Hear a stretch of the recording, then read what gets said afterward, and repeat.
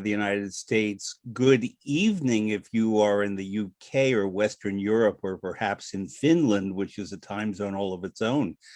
Good morning and overnight if you are in Japan for the Olympics, or Australia or India, or many of the places in South Africa where IDAGIO has listeners. I'm Fred Plotkin. This is Fred Plotkin on Fridays on IDAGIO, the place where classical music happens. As you know, IDAGIO is a video and audio streaming platform dedicated to supporting artists and to making classical music and opera available to fans all around the world. And Fred Plotkin on Fridays is my program. I know a lot of you watch my friend Thomas Hampson on Thursdays, and we welcome musicians who are really special. And the fellow that you're going to meet today, if you don't know him, by the end of this conversation, you're going to want to get on the first plane to Finland to hear him work. Ville Matvejeff, see, now I got it wrong. I've known you for years. Matvejeff is, did I say that correctly, Ville? Matvejeff? Yes, thank you very much. Is a musical polymath. Let me put it that way. If I'm correct, we met actually via social media, and I get, before pandemics, I get to go to Finland a lot because it is one of my favorite countries. I've fallen in love with it even more since I've gone there. Finland has 5.5 million people. I think I've met all of them, even though most of them are in the forests, by the lakes, or in the saunas or whatever. But it's a remarkable country, and part of what I want to talk to Ville about is what makes Finland so distinct. So Ville, welcome. That's the first thing. Thank you very much, Fred. It's a pleasure to be talking with you today, and thanks for having me. Sure. Ville's latest title, but we're going to get into many, is he is the artistic director of the Savonlinna Festival, and that is the castle behind him. Ville, describe the town of Savonlinna, describe the lakes, of which I see one, describe the castle, and describe how that festival came to be. It's one of the most important in Europe.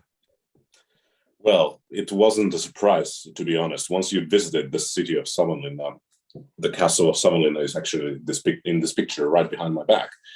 You will be totally enchanted by the beauty of this city. It's actually a city which is established on several islands.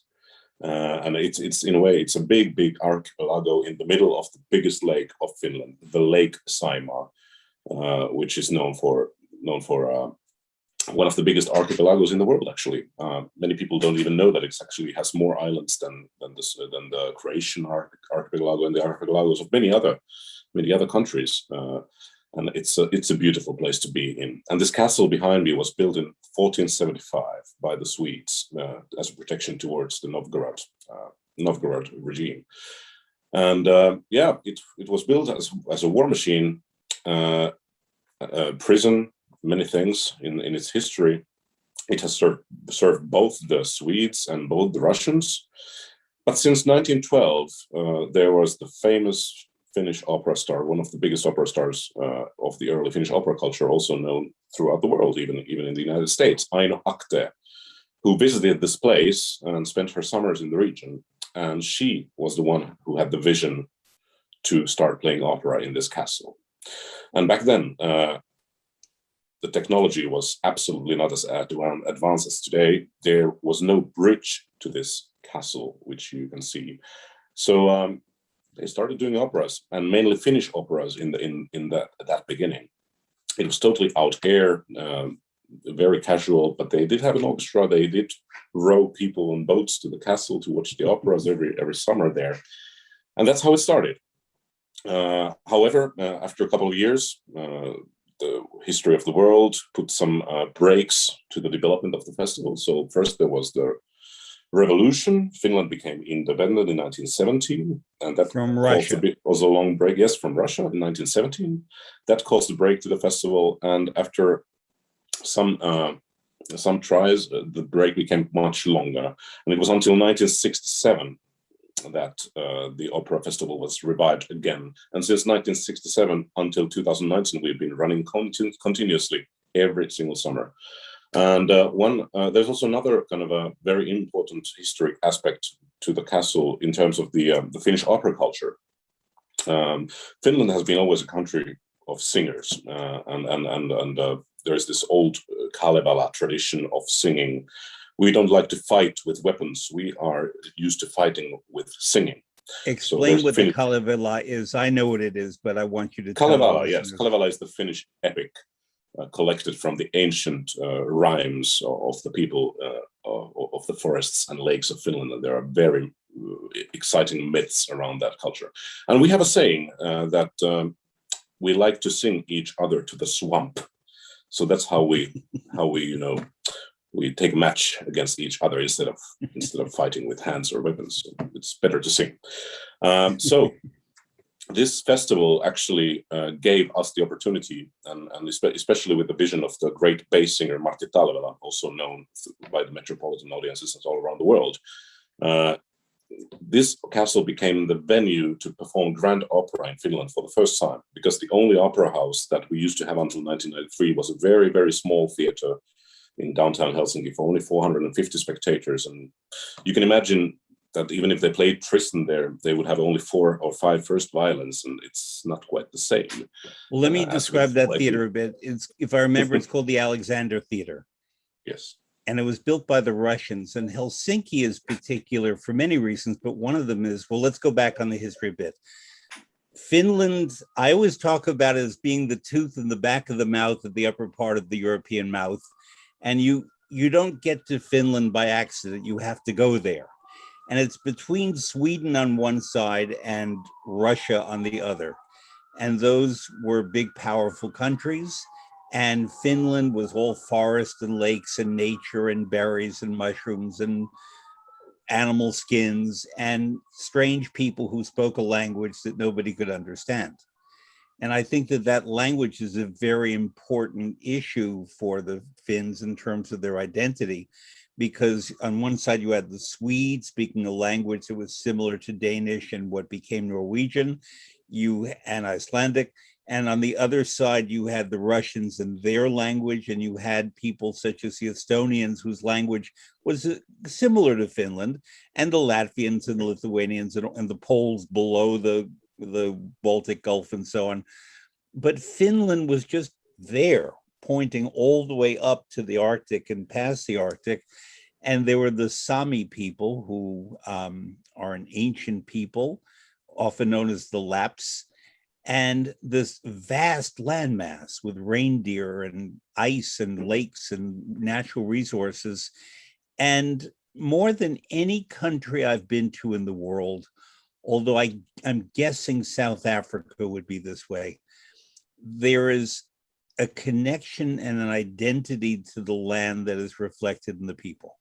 Maybe the Aboriginal people of Australia, I don't know if that's the word we still use, have that connection. There are native peoples in Mexico and the United States, but there's something very particular about Finland and the sound of the country and the silence of the country and the smells of the country, which are beautiful. And the resonance, you're a musician, so I'm going to put it in those terms. There's a resonance in the air and maybe in the language that I feel in Finland that I don't feel anyplace else. And Sweden is wonderful, and my background is Russian, and Russia created a great culture. It's a complicated history. Part of my family is from St. Petersburg, so there is that connection. But Finland is just unlike any other place I've ever been. And I think part of it is the language. And I think part of it is that when Finland was occupied by the Swedes and then by the Russians, the Finns were not even allowed to speak in their own language, so they often sang in their language. And it was that created this sort of private culture. And there were not many Finns, there still are only 5.5 million. And therefore, it's a very intimate feeling to be a Finn, even though geographically it's the 6th largest country in Europe.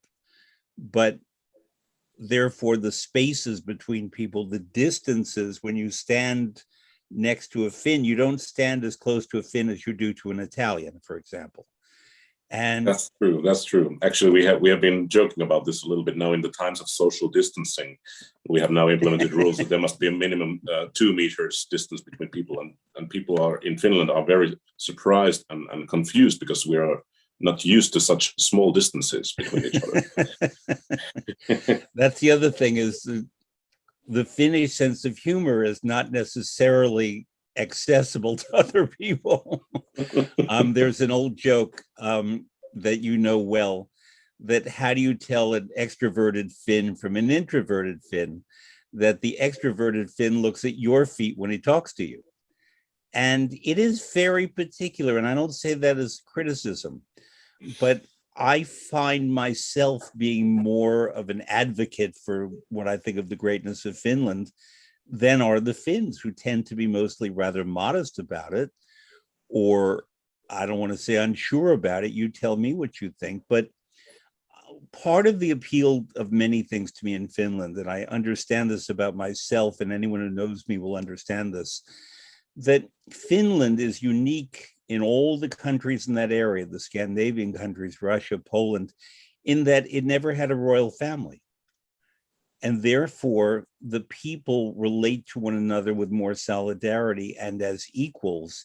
And although you tend to keep distance from one another, there is a mutual support system that comes from the physical adversity of being in a very harsh climate, before electricity, before all of that, but also having been an occupied country for hundreds and hundreds of years, creates this particular character that is one of solidarity. Finland has a law where if you can walk on any grounds anywhere, and if there are berries or mushrooms, you can collect them even if it's someone's home. I think in most of the world, that's true. Yes, that would be a bit strange. I was once staying on an island in the Gulf. They had no toilet facilities. It was an outhouse, but they had perfect Wi-Fi. And I was able to call my mother in New York better than if I was in Manhattan and trying to call her at the same time. So technologically, Finland is very forward thinking. It's very egalitarian. And I don't know if you agree with me on that, but I think it's a country where everyone basically has equal access to most opportunities. You're very right to say so, yes. Yeah, it's usually ranked first in the world in terms of ethics and morality and education and environmental quality and so on. And when I stayed on that island, it was a July a few years ago, I felt like a boy at camp, but I was a man. And this sense of freedom that nature can give you, and the sense of freedom that clean air and clean water, things that we, now fight for in this world, are part of what every Finn is entitled to. So have I said too much about your country? Are you embarrassed? No, thank you very much, Fred. It's very flattering, and I really appreciate that you're sharing this beautiful picture of our country to the world. It's very, very lovely to hear, and I think you're saying many things very correctly. And what I would also like to emphasize about some special things about Finns, it really comes down to the connection with the nature. I would say that is very, very different. We might be sometimes even closer to the nature than to each other. Regarding what you mentioned about the introvert people and the extrovert people, when it comes to the nature, we are definitely very extrovert, and I personally find myself very, very sensitive to reacting to the nature around me, especially in the spring and in the summertime when the days get so light that it's almost impossible to sleep. And then on the other hand, in the winter, when you're just wishing the first snow to come because it's so dark that without the snow it's really depressing, especially in November and December. So yeah, the connection to the nature is very, very important to each and every one of us. Also, it's good to mention that almost every Finnish family owns 2 saunas. One sauna is at home and the other sauna is at the summer house. And that's the one typical thing that we do, especially in the summer. We just leave the cities and go in the middle of the nature and stay there until we have to come back to work. So that's like a way of living that we all are used to, and it really comes back from the history when when people such as my grandfather's generation used to live in remote villages without electricity, without warm heat, without heating, without warm water, you had to really fight for survival, and you really had to go picking those berries and mushrooms and fish for your daily food to survive. So yeah, it makes the connection to the nature very close, and you learn to respect the powers of the nature and the beauty of the nature. And then that you can also enjoy it and live from it. And the other thing I think when it comes to the people is that actually Finland is a very tribal country. It consists of, not anymore in the sense that you would imagine from the word tribe, but back in the days, the isolation was really the thing. And even internally, we had many tribes in the west, in the middle, in the east, and in the north. Of course, the Sami people, and they would be living their own lives, and protected, isolated, and then Swedes and Russians would go back and forth, but these people would stay in their tribes and protect their own culture, protect their own language, and that's how Finland was created. And from this kind of how do you say, lack of resources. I mean, we have had big famines in the 19th century. Almost a third of the population died, if I remember correctly. So I mean, that also created the need to create a system that really helps us survive these difficult circumstances that we have in the country, in terms of the weather, in terms of the soil, and that's how the whole entire system has grown to up to this day, through a lot of struggle or a lot of fighting, and of course a big vision to sustain a life in this beautiful but also challenging country. So there's a Finnish word that I love that I can define, but I would rather you define it. Sisu, S-I-S-U. What does that mean? Sisu, yes, it's a good word, and it's very difficult to translate. But it indeed includes the kind of the guts, the strength, even the stubbornness. All of those would be combined in that word. Well, I define it that if a Finn comes up to a wall, does he jump over the wall? Does he dig a hole in the wall and go under it and around? Does he go all the way to the end of the wall and then go around it? Or does he bang his head against the wall until he breaks it? Which one would you say? Oh, I mean, wouldn't all of those be applicable? I mean, it depends on the situation. There's a famous writer, Väinö Linna, who wrote a book about the Finnish wars, and then he had to quote there, "I wish that the Finnish people would not once again hit their head in the pine of the Karelia." But yeah, I mean, yeah, it really it's. But that's what I mean about the determination of the people, that one way or another they will get through. Yeah, I mean, exactly. You have to be innovative, and if the banging your head is the solution, then you have to do it. Yeah. So that I want to talk later about Karelia, since you mentioned it, but there's another Finnish word, I can't even pronounce it, so I'm going to ask you to pronounce it. It is the air inside the sauna that is considered a kind of spirit. Yes. Now listen carefully. It is löyly. Löyly. Yes, very well. It took me 5 years to learn to say ice cream in Hungarian. Fújolov. Löyly. Löyly. So we have this funny vowels, A with the dots and O with the dots, that we use a lot in our daily language. Löyly, yeah, that's one of the most meditative things you can experience in Finland. Go to the sauna, sit in the quiet, and then you throw some water on the stones, and that's when you get the löyly. And that's a magical moment. It really embraces your body, it embraces your soul, and makes you feel so good. Plus, it's very healthy for the circulation. And I have spent a lot of time in Finnish saunas. And for people not from Finland who don't understand the spiritual aspect, this is not like going to a health club in the Mediterranean or something like that. A Finnish sauna has very distinct rules.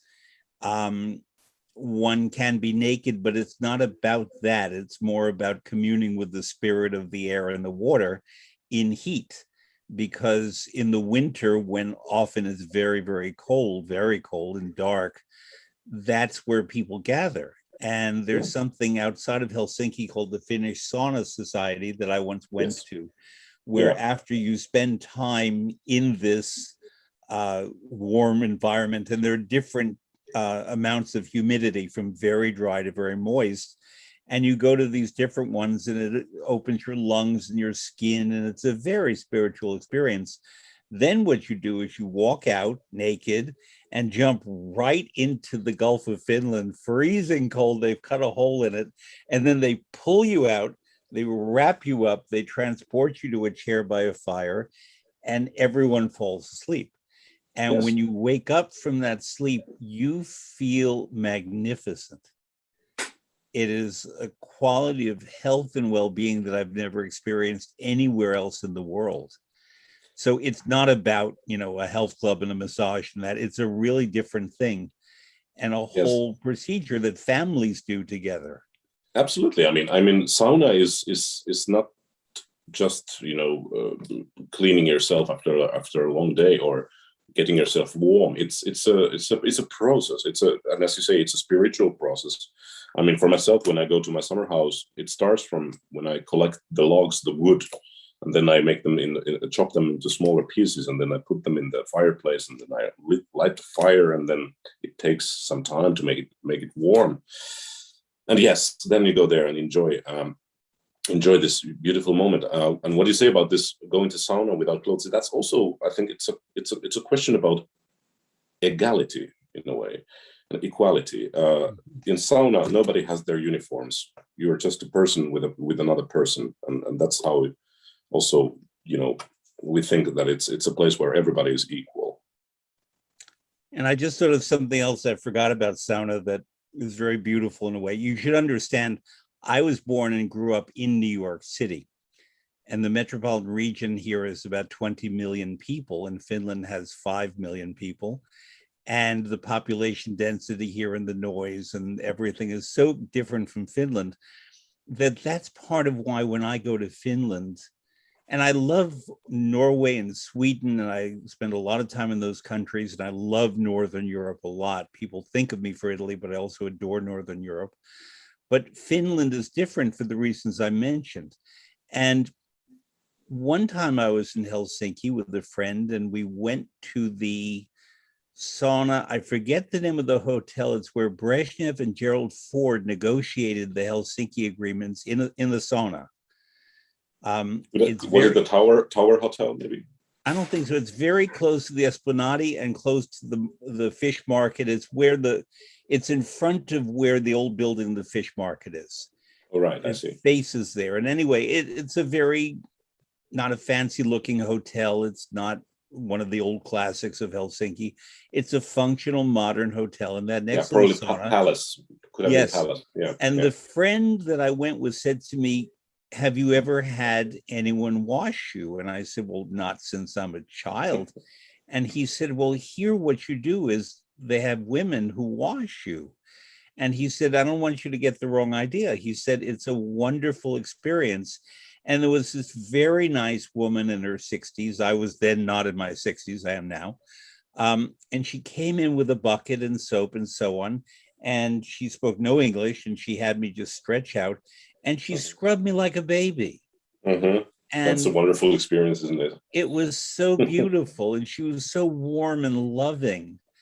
And it struck me also, too, here we were talking about Finland again, on Finnair, the cabin attendants, the women, there are men too, of course, and they're lovely, but the women had the same personalities as these women who scrubbed you. There was just a warmth and a loving and a caring and a tenderness that did not feel like professional behavior. It felt like genuine emotion. And, I have many Finnish friends, as you know, and many of them are very worldly, and they've been everywhere, and they've sung in great theaters, or they have worked at the great arts festivals, including visual arts, of which Finland is very important. But they understand that other side that you and I are talking about. But then there are millions of Finns, the majority, who are just like the people we're discussing, who are genuine, very connected to nature, very quiet for the most part. My senses completely activate in Finland, but in a way that they activate nowhere else. And I'll raise one more thing about it, and then we'll go back to music, is in Savonlinna, there is a market not too far. You can walk from there to the castle now that there's a bridge.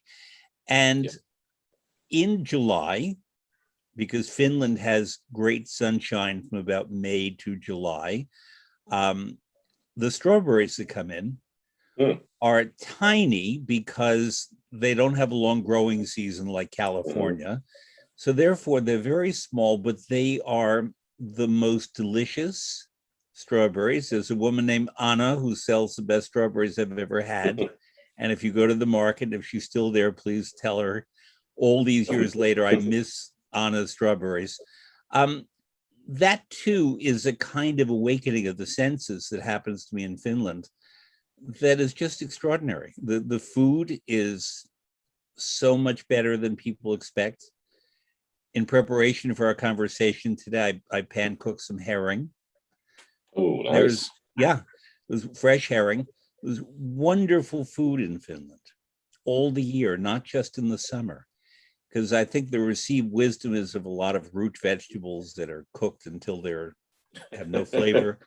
But yes, back in the days, the butter, the dairy products. And it's interesting too, because Finland is the country with the highest level of lactose intolerance in the world. So that because it's such a common population, that they were the ones who created lactose-free milk and butter and cheeses and so on. They innovated.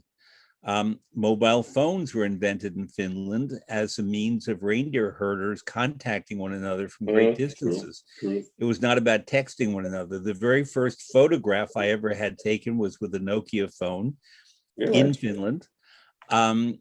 It's a very innovative country, but aesthetically so beautiful. Helsinki has gorgeous streetcars and beautiful fin de siècle architecture.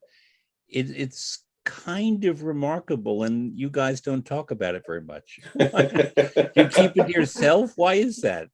Well, I mean, yeah, I guess that those things are changing. I mean, you should come back and see it's actually developing also from that point of view. And then, of course, if there wasn't a pandemic, in a good way, yes. I mean, Helsinki has changed a lot in the past 10, 15 years. And, I was there last about 4 years ago. So so it's really becoming more dynamic. Of course, much more travelers all the time, and let's hope it won't become over touristic in the course of years. But I really love the way it's become really more dynamic, more international, and at the same time, it has managed to maintain its kind of a casualness somehow, and which comes from those things that you mentioned, that it's easy to go to places, it's easy to meet people, and then you can find nowadays very, very good restaurants with fresh ingredients, local ingredients, herring, whatever you like, and also the strawberries from the marketplace, even in Helsinki. One of my favorites is Lazy Palazzi, which is in the radio station from the 1930s. The Finnish national radio is a wonder as well in terms of supporting and broadcasting music and Finnish conversation. One more thing about Finland, you were talking about the light. The first time I went there happened to be in a January. And I landed in the dark because there's no light at that time. I went to my hotel, which is on Ironkatu in middle of Helsinki. And the first night, I was invited to the home of a music presenter who is a friend of ours and his wife, and there were lovely people. And one of the guests at the home, and I didn't know who he was named Magnus Lindberg. Really? The composer, but I had no idea who he was. And everybody was very friendly, and I was very jet lagged. It was dark, and they all apologized because they said to me, "We're very sorry, we fed you dinner, but now we have to watch television." Well, why is that? Because there's a debate going on about whether to build a third concert hall in Helsinki and whether 2 concert halls are enough, or do we need a third one? And this is very important. I said, well, how many channels are there in Finland? They said just 3, but in Finnish. But this is an important event in Finland. And they ultimately, I believe, did build the concert hall. But I remember Magnus Lindberg drove me back to my hotel. Mm-hmm. And I remember I asked him, why is there no snow on the ground in January? And the reason is that because they heat the sidewalks in Helsinki so that the snow melts away. Whereas in New York City, where we don't get as much snow as Finland, it was a mess. So that was my first clue about Finnish priorities, that number one, everybody would stop a dinner party to watch television for a debate about a concert hall. And number two, that they don't have to clean the streets with noisy vehicles, they just melt the snow. Am I getting close to trying to explain what Finland is? It's such a remarkable country. I think you have painted quite a big picture, although I must mention that you should have been in Finland last winter. Even in Helsinki, there were such big piles of snow that it was impossible to find a black sidewalk. But yeah, I mean, yeah, it's true that the pavements are being warmed. And this concert hall was actually completed almost exactly 10 years ago. So the inauguration was in 2011. But there was a good reason for that concert hall to be built, because, I mean, even if you mentioned correctly, there were 2 other concert halls, both designed by Alvar Aalto, the very famous architect. But unfortunately, he was not that proficient in acoustics at that time. He later made a fantastic opera house in Essen in Germany with good acoustics, but those halls were not that successful. And I think our orchestras are excellent orchestras, both the Helsinki Philharmonic and the Radio Symphony Orchestra. They really deserved this proper concert hall with acoustics by Yasuo Toyota. So I want to start now, because we've introduced our listeners to Finland in a way that I don't think that anybody expected, but I wanted to give this picture of a complete sensorial experience. It's just different from anything that I've ever encountered. Salzburg has a little of it, but very little. Salzburg is magnificent. I love it. I work there a lot, but it's a different kind of sensorial interaction than Finland. But you were born where in Finland? I was born in a town near Lahti. It's around 100 kilometers north from Helsinki, but basically I've lived all my life in Helsinki region. So Lahti, now that we're mentioning it, has a beautiful concert hall. It does that also. I think was a factory, but then they made this wooden shell within, and the conductor Osmo Venska, one of the many wonderful conductors to come out of Finland, made the Lahti Orchestra world class. That's another thing, is that every Finn I've met is either a conductor or has married a conductor or has been in a sauna with a conductor or worked with a conductor. Why are there so many conductors in Finland? Yeah, that's a very good question. But I think there are a couple of clear reasons for that. And one goes with the education, of course. I mean, the music education system in general. We have as you mentioned in the beginning, we have a very large country with lots of cities that are very distant from each other. And there was certain wisdom in the 50s and 60s when the politicians decided to really decentralize the country in such a way that even the minor cities would get high-level education units, also in terms of the music. So there were conservatories and music institutes established in most of the cities. And this helped to collect all the talents from even the smallest places in Finland. Then secondly, we have, from the same period of time and by the same politicians, we have a very, very wide network of symphony orchestras all around the country. So in Helsinki, we have 3 plus 1 in the nearby city. But in the rest of the country, there are, I think, almost 15 professional orchestras in different cities. And this is also, I think, one of the secrets of not only the general musical level, but both in instrumental and vocal, but also the conducting, because we have lots of opportunities for young conductors to work with professional orchestras. I think this is really a big help. In my case, I was offered the opportunity to work with most of the Finnish orchestra in the early years of my career, and that really gave me that experience to really move on, take the next steps in my career. Also, the conducting class, of course, is very good level. And they started early on working with video cameras. That was something they did first in the world back in the 70s. But I think it's the overall thing, and the kind of the overall high level of the music education that really helps in this. Most of the conductors from Finland, they play an instrument at the highest possible professional level, high quality soloists, concert masters, and so forth. And from that point of view, there's a very, very deep perspective to the music making. It's not just learning the scores, doing the patterns, but you really have the practical aspects of musicians' work, be it from the desk, be it playing in the opera house for a conductor, working with different sizes of ensembles doing chamber music. So I think this is essential in the work of conductor. And then the third thing that many people mention in many interviews and analysis about the conducting, maybe there is something about the Finnish mentality, kind of the straightforward mentality, which is focusing very much in the subject itself.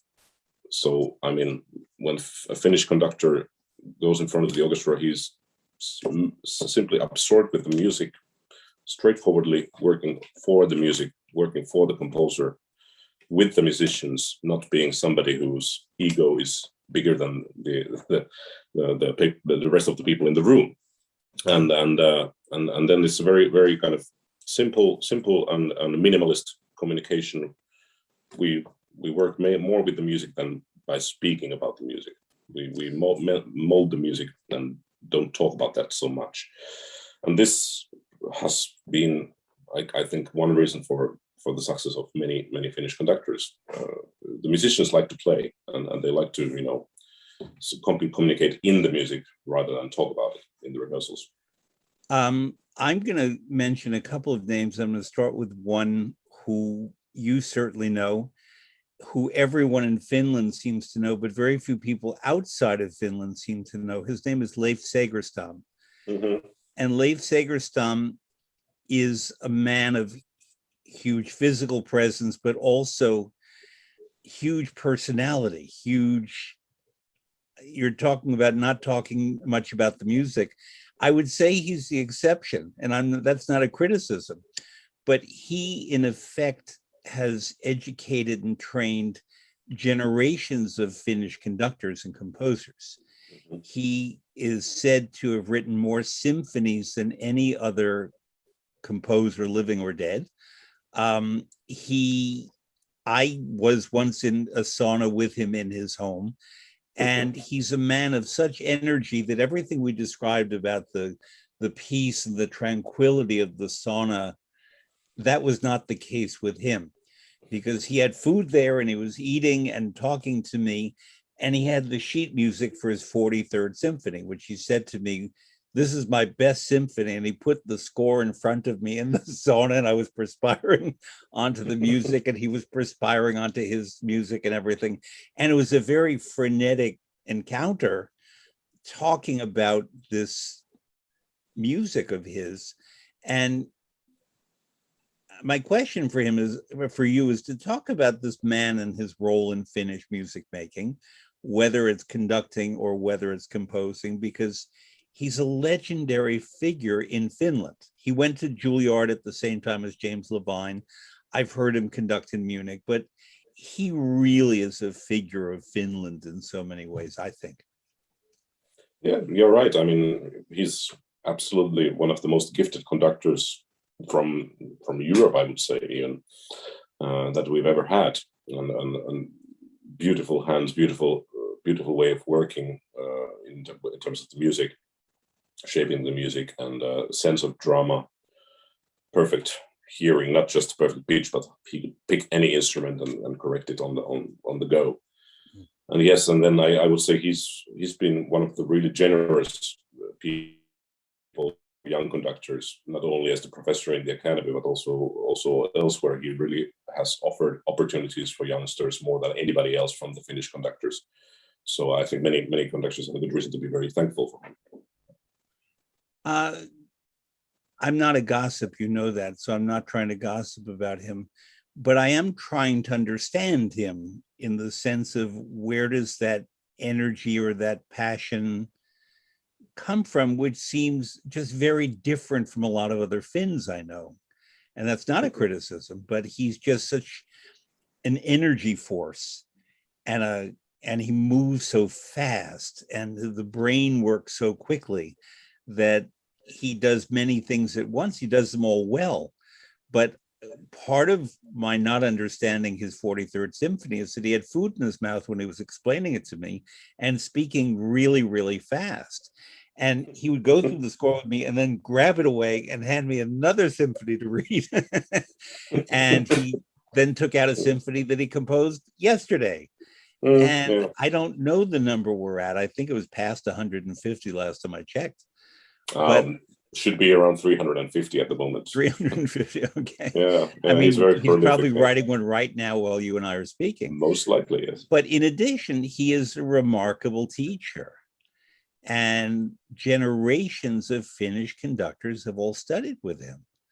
And when we think of almost all the great Finnish conductors in the world, they all come from Leif Segerstam in one form or another. Yeah, they may have assisted, the younger generation now, they may have assisted other conductors. Would you explain what it means to assist to a conductor as opposed to being trained in conducting? Yeah, well, I mean, when you're assistant conductor, you're actually working with the main conductor of whatever project it might be, or you might be in a fast contract with an opera house or an orchestra working year round as the assistant conductor for the whoever is visiting there, or the chief conductor of the orchestra. But you're basically you're conducting some rehearsals, you're monitoring what the conductor is doing, you're taking notes, you're spreading the notes of the conductors to the musicians, and you're really in the process of how a conductor works. You get the really a wonderful insight to the work, and this is something that's very essential in music making in general. You really have to go into the pond and learn swimming in there, and simply develop by working. It's not. The school is always just a starter. It's like a driver's license. Now, when you get to your driver's license, then you really have to start learning how the traffic really works. And every car is different. Every orchestra is different. Every city is different. Every city is different. It's true. But so you were talking about Leif Segerstam's hands, and what did you mean? And can hand technique be taught? Yeah, that's a very good question, and it's somewhat a mystery. At the same time, it's not so difficult to wave your hands in certain patterns. It's not about that, but the difficulty comes from how do you insert the musical gesture and the emotion into the movement in every given moment of the music, and manage to control it, manage to give the idea of the music making to the musicians around you. And well, it's the same as, mastering an instrument. Eventually you really have to learn lots of micro level skills in order to be able to master your instrument. And this is also when it comes to conducting. It's a little bit maybe like drawing, the calligraphy. You learn how to use the pen or how to use the brush, and then the more you do it, then you start finding more nuances, more colors in it. But what is essential in the kind of teaching of conducting is, of course, that we aim for the clarity, we aim for the general understanding of the patterns, so that we know that when you conduct in 4, it's happening in the same way by every conductor, so it's also communicable to any orchestra musician anywhere in the world. But then after that, there are millions of variations of how you can conduct perfectly. So I watch conductors all the time. I often take a seat at the side of a theater rather than the middle, so I can specifically watch certain conductors who I admire. Even those I don't admire, I like to watch them to see what they do and try to figure out why I don't admire them as much as I might others. And the right hand, explain what you do with the right hand as a conductor. Yeah, I mean, in general, right hand is for the time, which is the most important tool of a conductor. You're monitoring time, you're controlling the time, the tempo, the speed of how the pace of the music develops, and this is where you have the most absolute control of any aspects of the playing or the music making. So with the patterns of the right hand, we show the time, the tempo, the meter. And then the other general, let's say, rule is that the left hand is not doing the mirror of the right hand when it comes to the patterns of conducting, but it's rather showing something else. It's showing gestures, characters, accents, legato, all kinds of things, or then entrances for singers whatsoever. But then again, even in that case, there are lots of variations in how to conduct in a good and musical way.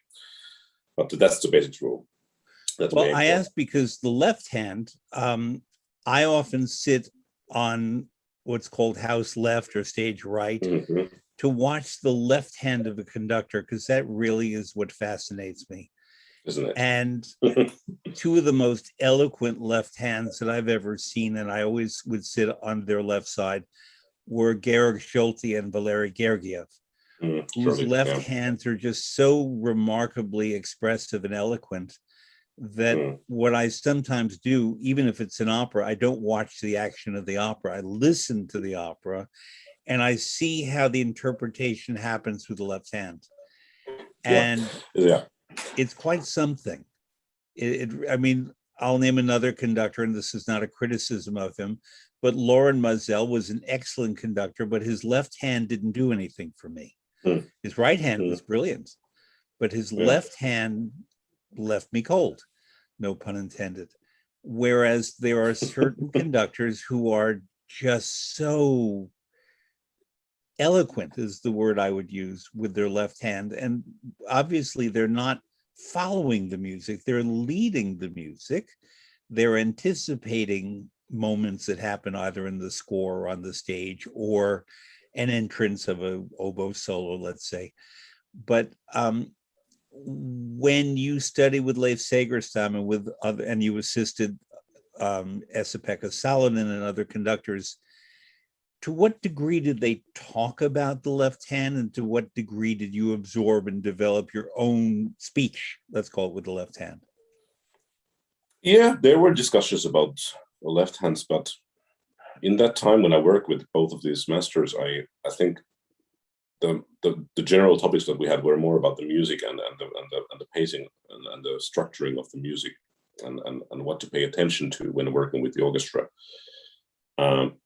We had discussions about calligraphy, but then again, I think most of the things that I have become, I have simply learned by trying and error, trying things that work, and then suddenly I find out something that I get an immediate effect to. And as you mentioned, the conductor has to always be ahead of the music, has to always anticipate things.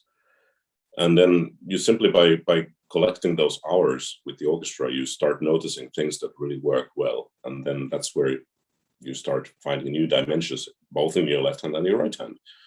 So this leads me to asking you, in addition to heading orchestras and an arts festival that we'll talk about it certainly, have been a guest conductor in many cities around Europe. And as a guest conductor, you come in with less time and not necessarily an existing relationship with the musicians. Yes.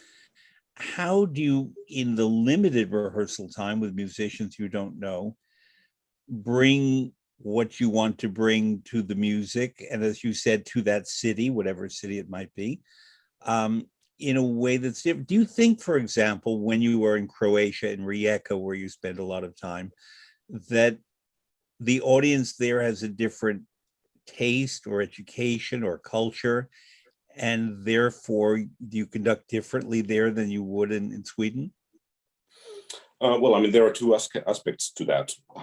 Like, if you say conducting differently, you can look at it from two different aspects. When you conduct from the orchestra's point of view, that's one thing, and then when you conduct from the expectations of the audience point of view, I prefer to focus on working with the orchestra and analyzing very, very quickly what can we reach during these couple of days, and how do we get the best possible result in a very short time. That would also allow me to kind of fulfill my thought of the interpretation of a given piece. I think it's easier to focus really on the orchestra, especially in the guest performances, because the time is, as you say, it's very, very limited. And simply, when we work there, we just simply have to start playing and go through masses of music. And then during those first hours of the rehearsal, we will very soon know what are the things that we need to focus on. And then we just simply work on them. One of the characters of the wonderful orchestras that I've worked with is often that things really develop not only in the rehearsals, but also in between the rehearsals. And this is something very interesting for the conductor to think about wherever you go to in front of a new orchestra. What things do you really focus with them on the first day, so that when they leave the rehearsal hall, they keep thinking about those things and bring something totally new to the next rehearsal. And that's the kind of magic of the work, that the next day you come back, it's already a different interpretation. It's already a different level of playing. It's a different orchestra. And then the magic of the concert, of course, which is always miles high from the first rehearsal. I know the answer to the question I'm going to ask you, but I want you to address it to our audience. Do you as a conductor have to be aware of the labor laws and the union contract issues that may obtain in one place or another? If you go, say, to France, where they have a rather strict code of contract and rehearsal time and so on, and how long you can work before you must have a break, as opposed, say, to Russia or Estonia, where it may be looser in that regard and you can keep playing and rehearsing for longer times. How do you inform yourself ahead of time of the contractual issues and the labor issues of the orchestra so you don't offend their sensibilities? Now you're taking a very important issue, which is like outside of the actual conducting and music making. This is one of the key things for a conductor to know, to plan the rehearsals in such a way that you will manage to do everything in the given time. Because I would frankly say, Fred, there are no orchestras in the world today that wouldn't work as disciplined, as you mentioned, within the union rules in the working hours. The rehearsal hours are strict. You simply have to do the job in those hours. Otherwise, you won't probably be invited back again if you don't get the job done. So that's how we work. We simply know how many rehearsals we have, how many hours, how long the breaks are, and then I plan it in advance. How many minutes I'm going to use, or how many seconds I'm going to use to different things. Calculate the duration of the concert, duration of the pieces, and then just divide it by the time I have to have available. It's very essential. I think this is how professional orchestras and opera houses work, and I like it also because it's the structure is very clear. Everybody knows what they're supposed to be doing. Also in terms of the preparation of the musicians, in the well-organized orchestras, everybody gets their materials at least 2 weeks ahead of the first rehearsal, so that they have time to do the bowings, to prepare their parts, have sectionals. And then when we meet the first time, everybody's already there. We know what we're doing, and then we simply focus on how would we like to do it this time. We don't need to do the basics. When I was starting out my career in opera in the 1970s, it was typical, I won't say always, but typical, that the common language spoken on stage and stage rehearsals among artists with the conductors was Italian. Mm-hmm. And part of why I went to Italy very, very young was to learn Italian, so I would have that language to be able to work anywhere in the world. Obviously, I speak English, but English was not necessarily the language. If I were working, say, in London and everybody was British or American or Canadian or Anglophone, then we would work in English. But I've also worked in Northern Europe where we speak Italian, because you may have Finns speak English, but we may have someone from Korea or Russia or Bulgaria or Peru or South Africa, Egypt, wherever, and the common language becomes Italian. Now, what I'm going to ask you is a little different. You are younger than I am by 30 years, and you grew up in a country where you speak a language that only you speak, and you learned English, and Swedish, and I would imagine maybe Russian and perhaps German and French and so on. But when you travel the world and you are working with an orchestra, say in Croatia, where you may not speak Croat, I don't know, Croatian, how do you determine what language to start working with an orchestra? Because often the Croatian orchestra may be made of Croats, but if you go to Vienna, the orchestra may have Japanese and Chinese and Koreans in addition to Austrians and Italians and so forth. How does that process begin, where you determine the language? Because your language will determine the musical outcome, I think. Oh, it's very true. It really varies depending on the country. I mean, for instance, in the Croatian orchestra, Croatian National Opera in Rijeka, where I've been working for 6 years, I mainly work, of course, in English. But there are German-speaking people. There are Italian. There are many Italians in the orchestra, and not everybody speaks English. Not everybody speaks German. Not everybody speaks Italian. So I sometimes even vary depending on who am I addressing. To, of course, I've also learned some phrases of Croatian so that it makes the rehearsal process smoother. But I think it's English is nowadays pretty much the lingua franca when it comes to working. Even in Finland, in many orchestras, we have so many international players nowadays that I with my own orchestra in Jyväskylä Symphony in the central Finland, we have 1/3 of the musicians who are not Finnish by citizenship, and not all of them speak Finnish at all.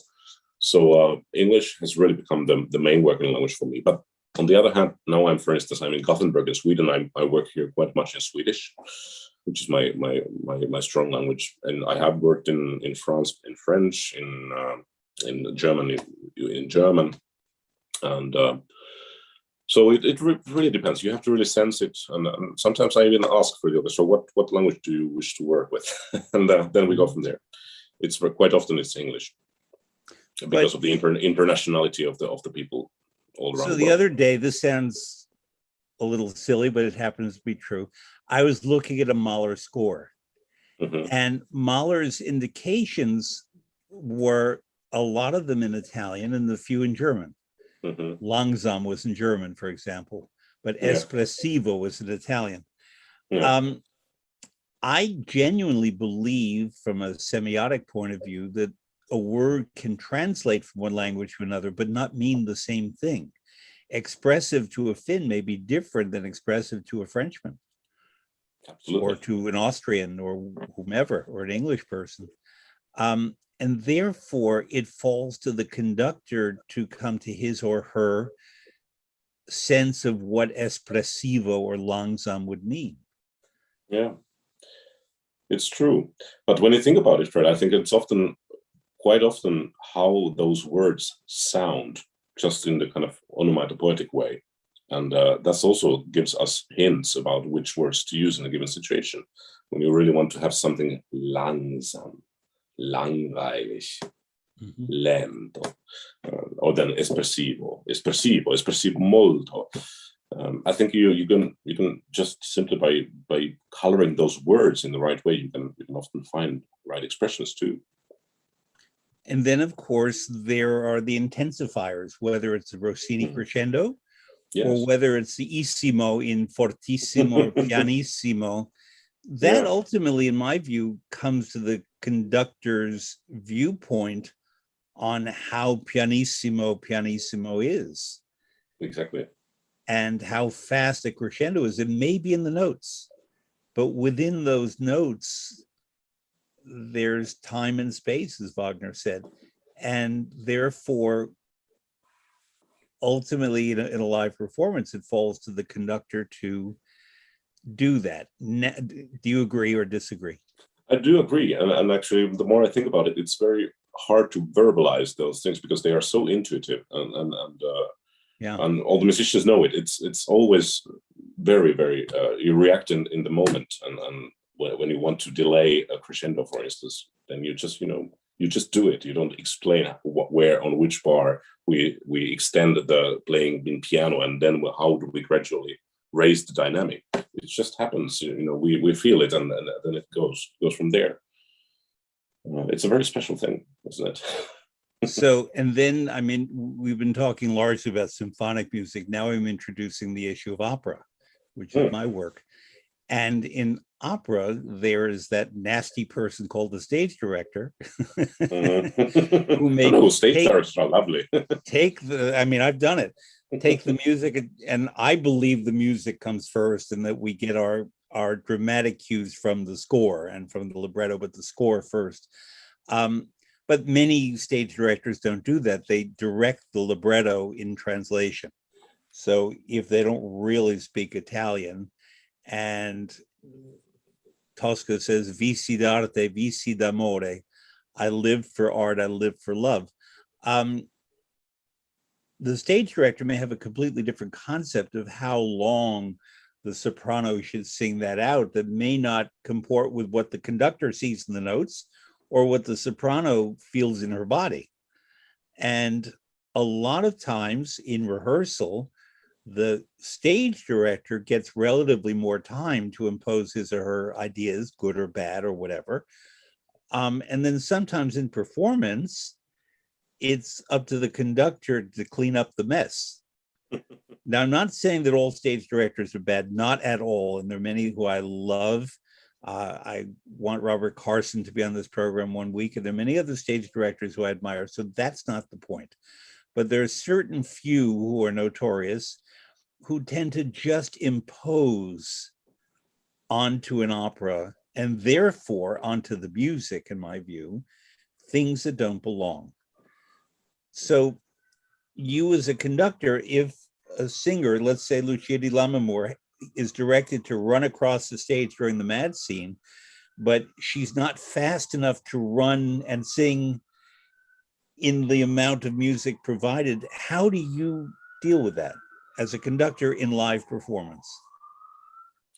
Well, I mean, it's a very interesting question. I actually had today a very, very interesting conversation around this subject with my stage director of the Barbieri di Sevilla here in Gothenburg in Sweden, where we are doing it with the Greek stage director, Regula Gaetano. She's a wonderful stage director, by the way, because she's also musician from background and from a family of musicians. She really understands the score. She reads it, she sings it, even maybe plays it, who knows. But we've had a wonderful dialogue about how do we do the recitativos, how do we do the cuts, and how do we pace the music with the stage action. And I think this is how the dialogue should always be between a conductor and a stage director. Also, conductors should have more understanding about the stage work.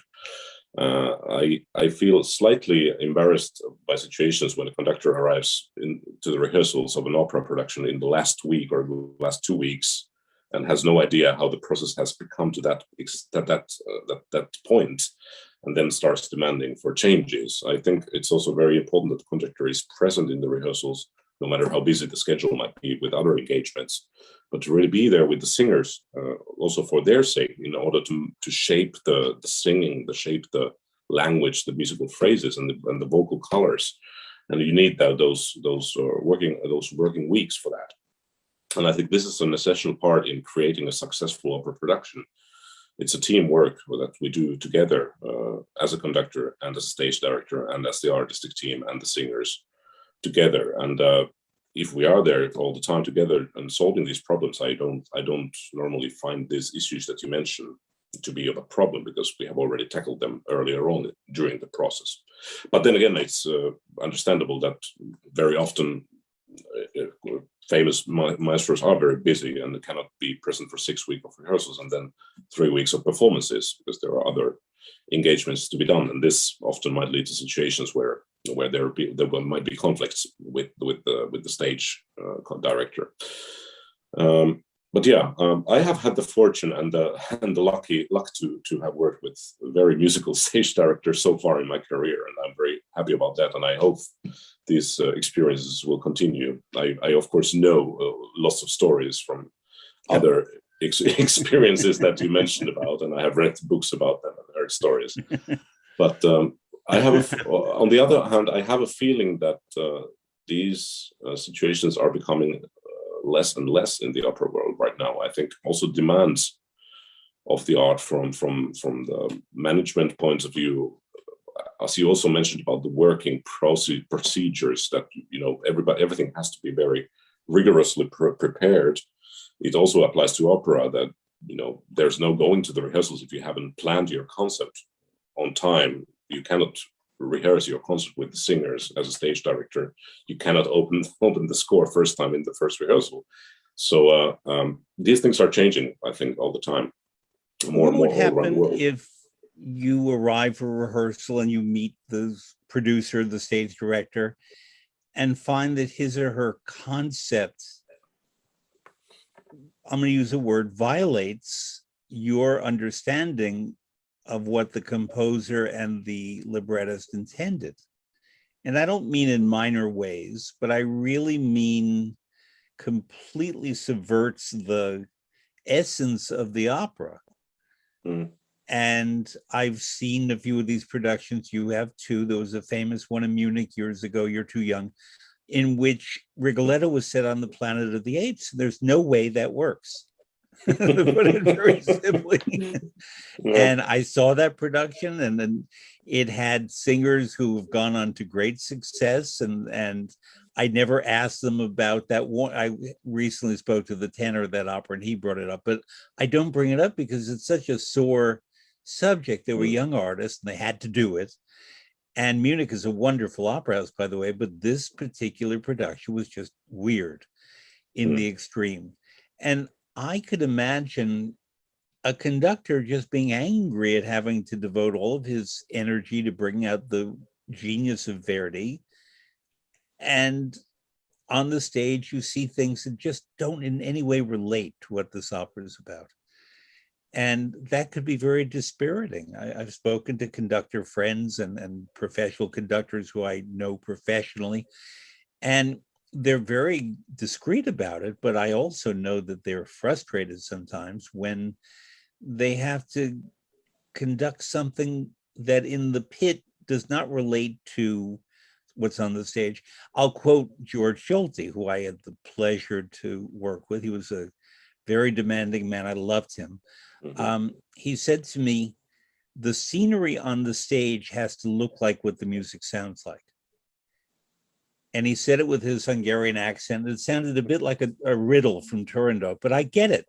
The scenery on the stage has to look like what the music sounds like. And I love that. And I always think of that in approaching my concepts and my visions of productions. Which brings me to the fact that you are now the artistic director of a great opera festival. So therefore, you have more determination in shaping not only the repertory and the singers, but also the look of the productions and how the productions look and sound. I will say that the castle has a very particular stage, and you can only do what that stage permits. It's not like the Bastille Opera in Paris with all of its technology, or Genoa, or the Met, or a few other theaters, La Scala now. So how are you taking your now vast experience for a young man as a conductor, a pianist, as a stage director, a composer, all this that you bring as a man of the operatic theater to your planning and your structuring of what happens at Savonlinna?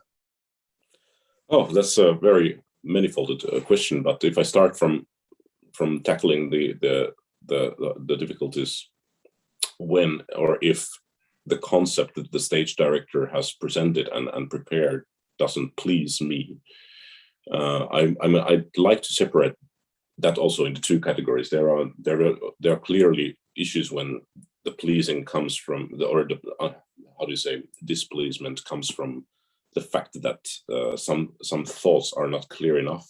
Some thoughts were not taken as far as they could have during the process. Some things are not ready yet, which may lead to situations that some pictures on the stage are not clear, or they are not coherent.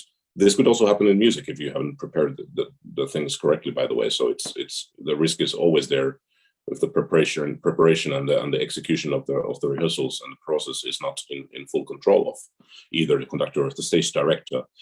But then, and once again, I have to emphasize that I have had the very good luck of working with stage directors whose work I like I have liked very much. But if I would imagine myself in a situation when I see that the concept is clearly ingenious in itself, it just perhaps doesn't fit my taste of the music and the opera and how it was written and how it maybe was intended by the composer, then I simply try to really trust in this maybe different opinion, and when I just see and feel that the concept is coherent, the concept is there for a reason, and try to develop myself to maybe understand it a bit better. Of course, having said that, that's myself as an individual and conductor and a musician and as an artist. Then, of course, as an artistic director of a festival, there are furthermore things to think about, as for example, how do we fill this castle every night with 2,264 people for tickets that are not the cheapest in Finland, might be quite close to what ticket prices are at the Metropolitan by average. So then, of course, we as artistic directors have to think differently, and then it goes to the balance of the repertory, the limitations of the technology that we have.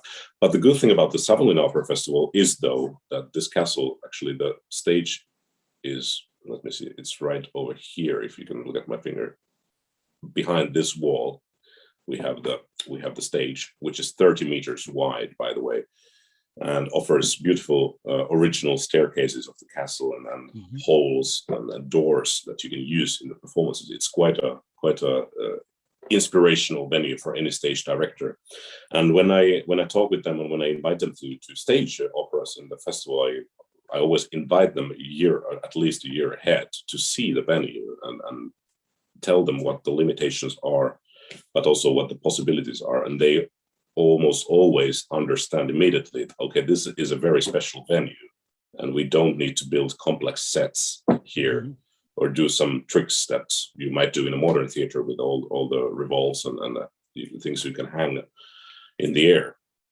So I think this place has a certain effect to all the artists that walk in it.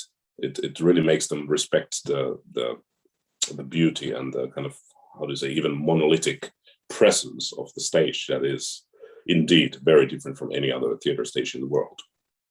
One of my very favorite artists to work with and to know, I loved her as a person, died too soon. Her name was Hildegard Behrens, great dramatic soprano, magnificent woman. I adored her, complete artist. And she told me that one of her top 5 experiences as an opera singer was singing Senta in the Fliegende Holländer in Savonlinna, which I saw. Yeah. And you were probably a baby, I'm guessing. Perhaps I wasn't even born then. Maybe not. And I was quite a young man. And I came because I wanted to see Hildegard perform that. And because of the physical limitations of the castle, Senta has to do a great leap into the sea, even greater than Tosca in a way. And I think it exists on video on YouTube. I'm not sure. I've never looked. But it is one of the most astonishing things, the way she sort of declared that she will save the Dutchman, and then she goes up and she sings and her arm rises and she freezes in the air and then drops like a dead weight. And I know that the audience didn't see where she landed, but it's a very cramped space. And she could, had she missed by a few inches, she would have been very seriously damaged. And yet she so courageously did this jump. But she said to me, I asked her, why Savonlinna, did you love it so much? She said, it's the way they work there. She said, the way they work is the way I see opera. And it was Martti Talvela, the magnificent Finnish bass, who I also adored. I loved him very, very much, who used to look at singers and say to them, you need to sing in Finland. You need to come to Finland. And he was so tall that even though Hildegard was a good height and Bernd they Weigel, had no choice. he would sort of put his hand on top of their head. He was very gentle. He was a beautiful man. He was not a handsome man, but he was so tall and he had a beard and he looked like a lion, a gentle lion. And he'd put his hand and say, Hildegard, you will come and sing in Finland. Okay, whatever you say. And he put his hand on my shoulder. He said, Fred, you will come. You will like Finland. Finland is what you are. And I knew Finns before him, but he was so gloriously Finnish. He died, he had diabetes, he died, he was about 55. He was dancing at his daughter's wedding when he died. Sad and story. He was so magnificent. I think that he's someone that all Finns know of and know about. And we've gone for an hour and 15 minutes and not mentioned John Sibelius. So we will have to talk about John Sibelius. But Behrens adored Savonlinna. She said the air was magical. And by air, she meant not just the beautiful, clean air, but the environment, the spas that are there, the quality of life. I got something once in visiting Savonlinna that was developed there called a vocal massage. Do you know about these? You mean There's like a voice practitioner, massage? a woman who gives a voice massage. Yeah, sure. Where it's not necessarily that she has her hands on your throat, but she knows how to unlock areas of tension in the body that make it better to sing and easier to sing. Yes, and I'm not a singer, but I do tons of public speaking for hours, and I've had to learn how to speak without damaging my apparatus. And I remember so well this voice massage that she gave. It's all together, and I can imagine Hildegard Behrens getting a voice massage and understanding the spiritual aspects of that. Yeah, no, but it's true. I mean, it's almost any artist who has once been performing in Savonlinna Opera Festival and working there, they always want to come back. It's a miracle, Even if the conditions are challenging. I mean, there are very, very small corridors, and sometimes people of the size of Matti Taula can't even fit through through those, and you might not even have your own dressing room at some situations, and you have to go downstairs and up the stairs and so forth, a long way to find your entrance to the stage. So it's not easy. And then the other thing, it might be bloody cold in June when we rehearsed. In June, in 2019, we had Milano La Scala visiting with us with I Masnadieri. And when the orchestra started playing the dress rehearsal, the temperature in the pit was 8 degrees, and they had arrived from Milan 46 Fahrenheit plus 30 something. Yeah. And at some point they just stopped playing and they walked out of the pit in the dress rehearsal. And then people were wondering, what do we do now? Then our lovely production team and head of productions, they just brought radiators to the pit, and within some moments they could continue the rehearsal in a little bit warmer situations and conditions. But it's also the lifestyle that when you spend 4 weeks rehearsing in Savonlinna, we don't do very long rehearsal periods there.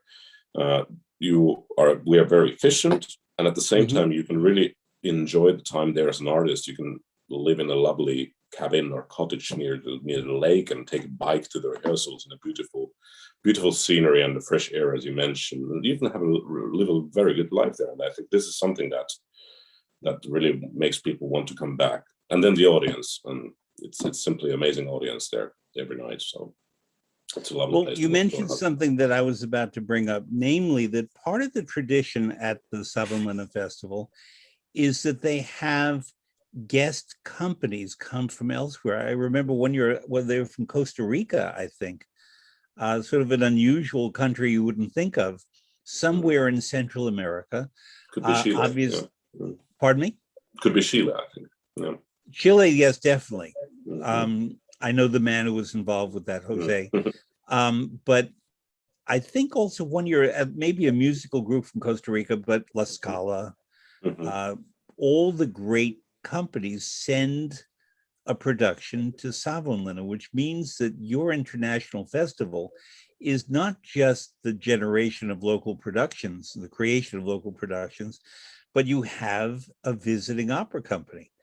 And I assume that means that they bring their own orchestra and their own chorus, or do you use the Yes. local? Okay. So Yes. that's a lot of logistics to work on. It is indeed, absolutely. Yeah. It's always a very big operation.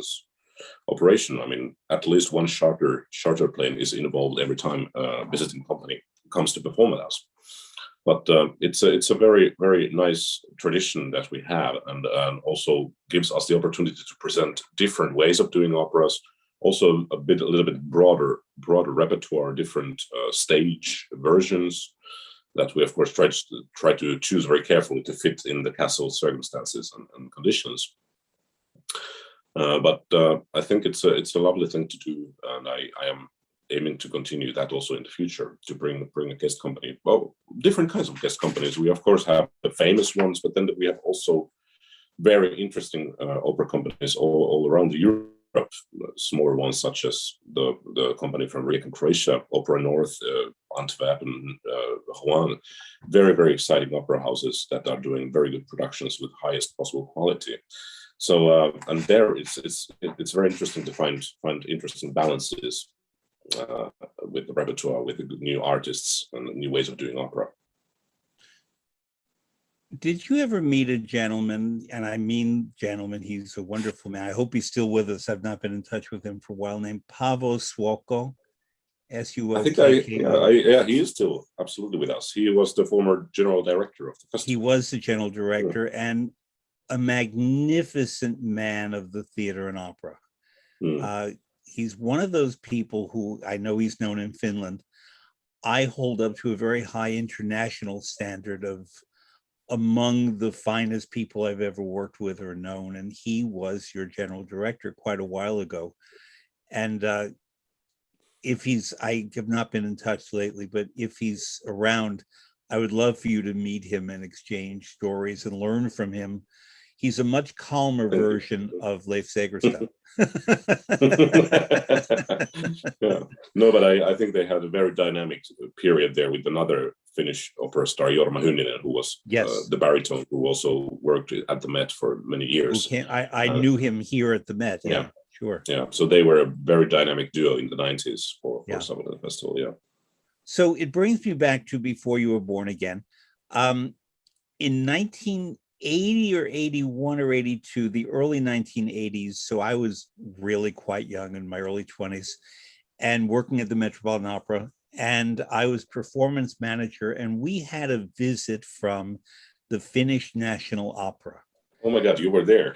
I was the manager on duty. Amazing. Yeah. And this is where I really had my first big contact with Finns, including Martti Talvela, but also Matti Salminen, all of them, great artists. And, you know, they're all tall, almost all of them. And, you know, they'd put their hands on it, Fred, you're perfect for Finland. You need to come to Finland. And they performed operas by Aulis Salinen, Rautavaara. The Thin Red Line, I think, was one of them. Yes.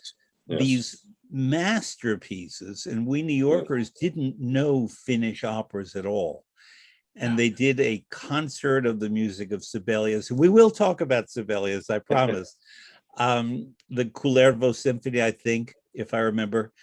And it was a glorious week. It was just a week. And the public, the New York public, was just not prepared for this. But when the reviews came out after the first performance of the Thin Red Line, everything sold out.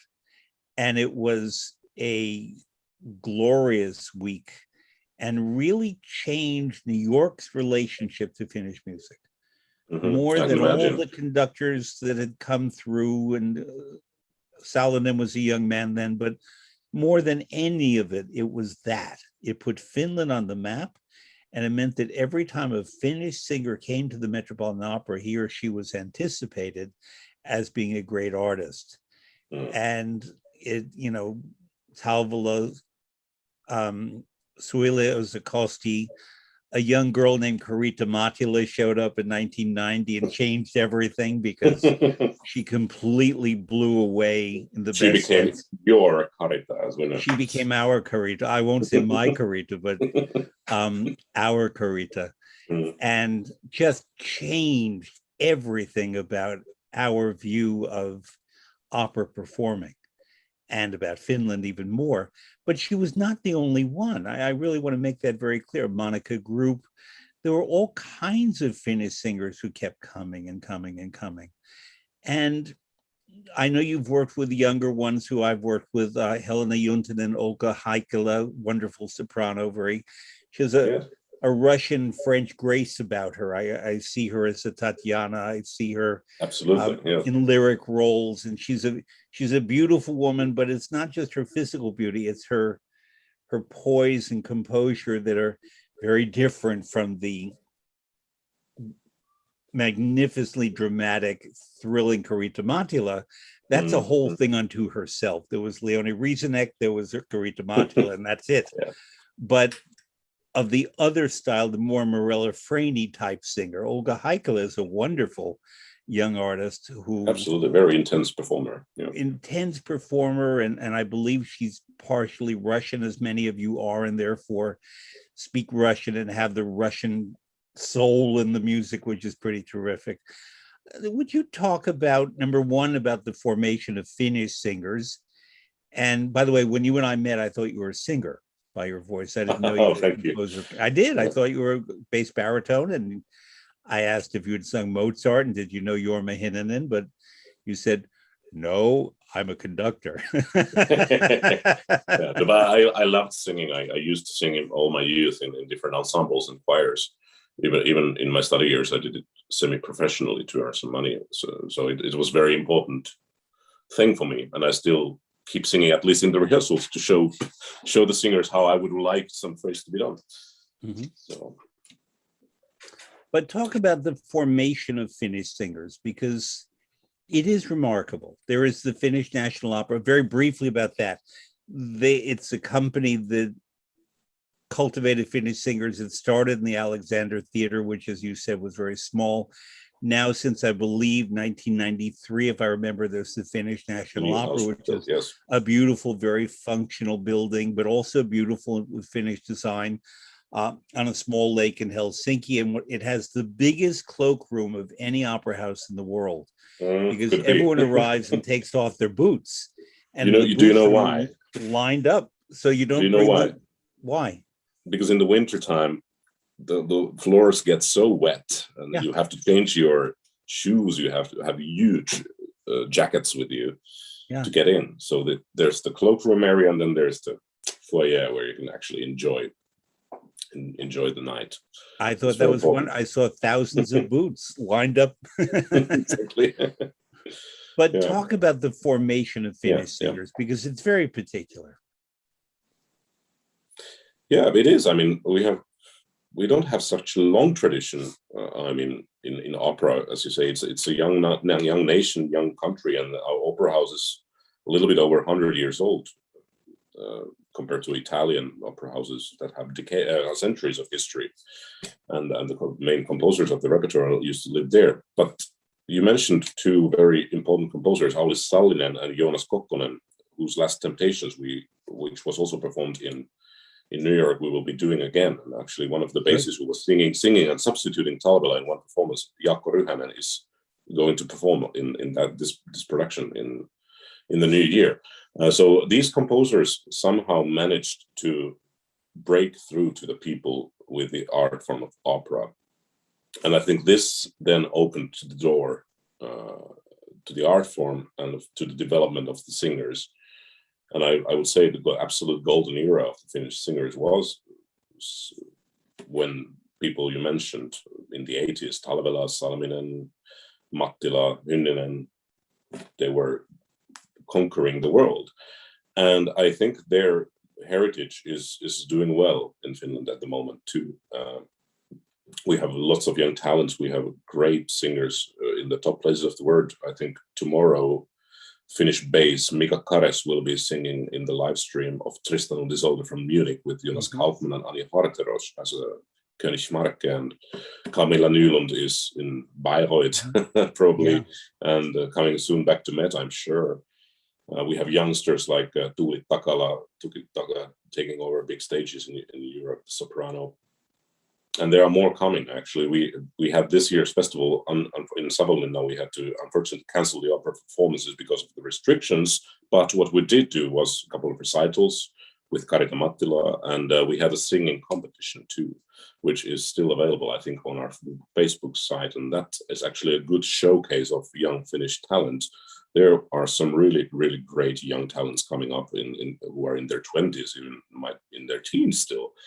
And this gives me a very, very, very, how would I say, confident feeling about the future of the Finnish opera art form. There are great singers coming, and we have a good tradition, and we have great professionals right now working around the world. Of course, what is a challenge in such a small country as Finland is that there is only one opera house, which is the one you mentioned, the beautiful, beautiful building in downtown Helsinki. And of course, it's a big country. There would be room for more, but we have to live with that. But this also, of course, plus the Savonlinna Festival. Then we have the festival, of course. Yeah. And it's funny actually, because we have such a huge auditorium. We actually, during the 1 month of the festival, we sell almost as many opera performance tickets as the National Opera does during the entire year, which is quite funny. But nevertheless, many of the Finnish singers really have to go out to the world to get their work, because there is not enough work in Finland. And this, of course, there are downsides, but the upside is that you really have to go to the world and match yourself with the best immediately in order to get your career started.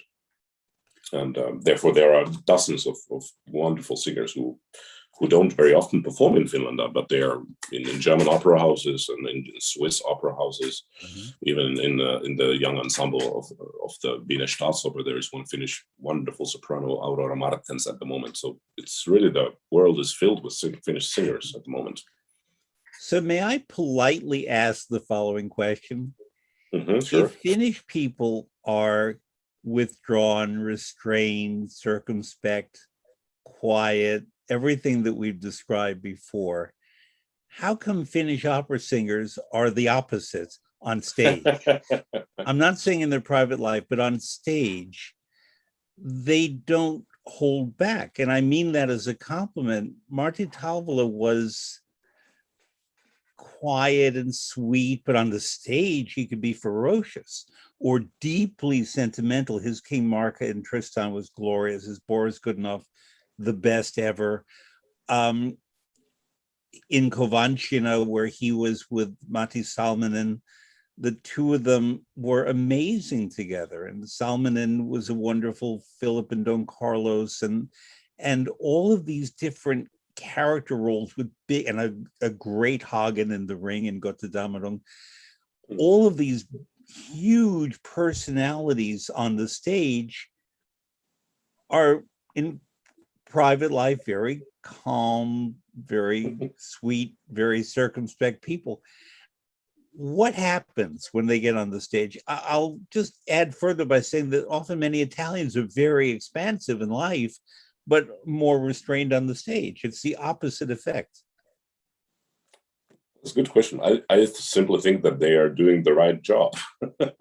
They're in the right profession, simply. I mean, but I often wonder how. And not everybody can do that. Not everybody can do that. To be a great singer and at the same time be a great personality, great actor on the stage, you really have to have that talent. And of course, on top of the talent, you have to really get the education to have the tools you need for that. But and I'm not talking about. I don't have an answer to that question, but what I know is that most of the singers I know from Finland, they have a very passionate approach, not only to singing, but also to the stage work. And maybe when you get to know them a little bit more, you will see quite fiery personalities too. Oh, I have. And I'm not talking here about Karita Mattila, because to me, she's a category of one. I'm talking about all in the best way, but all the other opera singers, I think I can generalize to talk about how they are off the stage and how they are on the stage. And it's kind of like that spirit that we spoke about in the Sauna, comes alive on the stage. And I mean that. Whereas other performers from other nations, I will never generalize, are more polite and more stiff on the stage and more formal. That is probably. I mean, I think there might be two characters that are the key answers to it. The one is that we are very analytical and crazy, and when you combine these two, then you get very good stage characters, because they're just going into it. They are ready to jump to the cold water you described earlier on after sauna and go there fiercely and bravely and it's keep, very and keep the cool head at the same time. I think that's probably one of the secrets. And would you say that the conductors are that way too? Certainly analytical, that much I know. Pretty much, yeah. Do you want to talk about yourself as a composer? Sure, why not? Many Finnish conductors are also composers. I think it's something very particular. Certainly other countries we've had that, of course. Mahler, Bernstein, many, but it seems to go together in Finland that when you have the one, you have the other. And whether it's Esa-Pekka Salonen, a lot of them compose music that they conduct, but also that other people conduct. True. Why is that? No, I think it's an essential part of musicianship, simply. It's a complete art form, and it's never enough to just master one part of it. I mean, of course, I don't want to say this disrespectfully towards people who are top level in one thing, but I think, and I also realize that most of the people actually have done much more than just that one thing in their careers. Maybe just later on they want to focus on doing one thing, be it conducting, being a soloist, being a composer. But I think that's the essential way of living a musician's life. And you look at also the composers from even earlier time. There are times Mozart, Beethoven, Bach, they did everything. It's like it's craftsmanship, which includes not only knowing how to play, but also how to create music, how to put it, how to organize it, and get it all together. This is what musicianship is eventually. I was just today listening to from YouTube a wonderful piece by a Finnish cellist who I didn't even know what he's a composer, but he had just written a new string quintet and it was marvelous. It was a very, very innovative piece and very well played. And I think this is what it should be.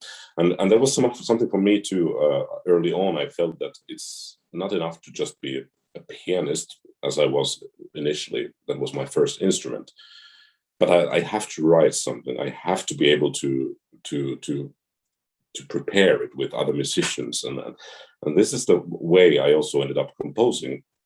I did compose quite a lot back, say, 10 years ago. Unfortunately, also I made some decisions on the way. I haven't stopped composing though, but my career at the moment is very much focused into conducting and being an artistic director in several organizations, and of course that takes as such huge amounts of time that it's not possible to keep composing on a full-time basis on top of that. But during this pandemic time, for instance, I managed to compose a couple of works, and I did have a new string quartet performed a couple of weeks ago, and I think it's just a very essential thing for me to have this connection to the sheet music, the paper, and to elaborate my musical thoughts out. And I'm definitely going to write a couple of operas in the future, not now, of course, but I have some themes that I'm sure will be quite successful, at least very, very workable on the stage when put in there. So I just hope I will in the future find time to write it. But yeah, I think to put it in a nutshell, I think for every musician it's very useful to at least try to compose. So this question is not a facile question. It's not something I'm just sort of being jokey about, but serious. You mentioned in our conversation that many Finns have their second homes, their summer cottages and so on, which in my experience are very comfortable, but they're not fancy. They're just comfortable, connected to nature and so on. Do you think the fact that relative to other people, the Finns spend a lot of time alone and on their own and in nature has led them to creativity, whether it's composing or the other things that they do? Because we've not even gotten into something that's very crucial about Finland, the visual arts and design are world class. And I sometime, and we'll talk about this, would love to see an opera production in Finland designed not necessarily by Finnish theater designers, but Finnish artists. Mm. And because the quality of modern art and contemporary art, which are different things in Finland, is amazing. And there are discussions too in Finland, not just about building concert halls, but building museums lately. And the fact that a country thinks that way, France still does, God bless the French. Yeah, we almost got our Guggenheim, by the way. I know that. And China, in its different way, certainly does this, and Korea. Mm. But Finland, for a relatively small country, keeps putting art of all kinds front and center. And I do you think to some degree, and I went off my original question about quiet creativity, but do you think that the fact that there's such a strong design element and a visual element in Finland influences artistic creativity in general? Might be. Also, although I must say that when I go to Italy or Croatia, I think there are also, or even South Africa, Cape Town, there are also some visual elements that really would inspire me to stop right there and start enjoying and writing. So perhaps it's not just the visuality of Finland in itself, but I think something that every artist needs is time and space and calm around you when you do your artistic work. I mean, there are times when, of course, you will work like a dog, and there are stories about Shostakovich writing his operas or symphonies in a bus or in a cafeteria or like whatever noisy place it was, in the middle of some big noise. And you can do art in many ways, but at least for myself personally, I find myself really needing that calm, that silence around me to create new ideas, be it composition, but also planning other things like what kind of productions to do, what kind of symphonic repertoire to plan for a concert season, time to listen to the music and give, like, it's like opening a bottle of wine and giving it some air before enjoying it. It needs time, or a good dinner. You have to enjoy it in a good company and give it the time, not to rush. And I think this is for any creative process, be it music or any other arts, is essential. And what Finland has to offer is quite good circumstances and surroundings to it. I have a very good French composer friend, Eric Tanguy, who we just finished recording a CD of 3 of his world premiere recordings for a Finnish label Ondin. He's a wonderful composer living in Paris, and also a great friend of Finland, and he even studied the Finnish language. And I commissioned with my orchestra from him a work in 2015 to celebrate the Sibelius anniversary, 150th anniversary. And he actually suggested that he would want to come to compose it in Finland. And this, I think, was exactly for the reason that we discussed. He wanted to really come to feel the space around him. And he eventually went to compose it in an artist residency in the west coast of Finland. Kone Foundation has a beautiful manor there where they host international artists from all around the world for different periods. And he spent then 3 or 4 months and wrote this piece. And he even gave it a Finnish name, Matka, which is equivalent for voyage. So, but yeah, that's one story about an artist who really wants to come and enjoy this space around. I understand that completely. You know, you said something about Shostakovich. Maybe that's why, you know, the noise that he dealt with, maybe that's why there's so much loud percussion in Shostakovich. He's trying to drown out all the noise. I adore Shostakovich. I think he's thrilling, but a lot of percussion. I mean, not in everything. The quartets, the 8th quartet is anything but percussive. But so we have spoken a good long visit, and we have only nodded at the name Jean Sibelius. Oh, I just did. And I did once before, and I said, we'll talk about 2 times. I did that in part because when I say Finnish music, everyone says, oh, Sibelius. And then I say, who else? And they don't quite know unless they really follow music. And it's fine to know and love Sibelius, but I wanted to save him for toward the end rather than the beginning, so that people understand that there's so much more to Finnish music and culture than this marvelous man. Very difficult man in his way, but marvelous man. As you said, he was born in 1865. He died in 1957. So he had a long life. He died the same year as Toscanini, who also had as nearly a long life. Toscanini was much more active, I would say. Sibelius composed his 7 symphonies early on. He, like Puccini, had cancer of the mouth and throat. I believe he was operated on in Berlin, whereas Puccini in Brussels, and Puccini died. They were both heavy smokers of cigars.